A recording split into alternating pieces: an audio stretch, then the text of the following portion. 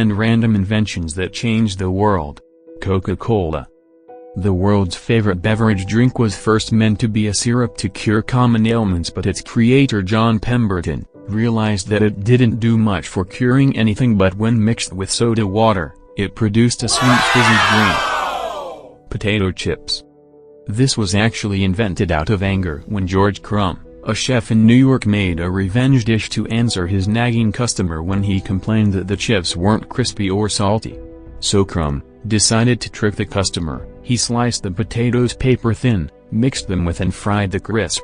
Surprisingly, the customer seemed to love this variation, and thereby potato chips came into existence. Microwave.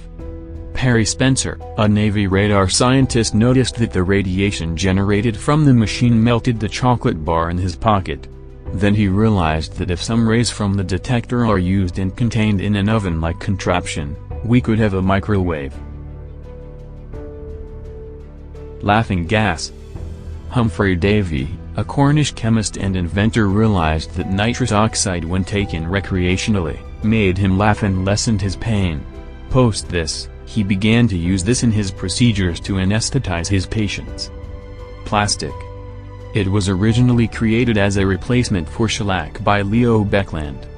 Even though it proved to be useless as shellac, he found that the compound was durable, non-conductive, which was perfect for making things like electronics, telephones, and kitchenware. Penicillin.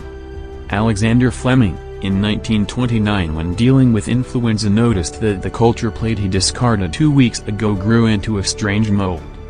Interestingly, influenza stopped growing where there was mold.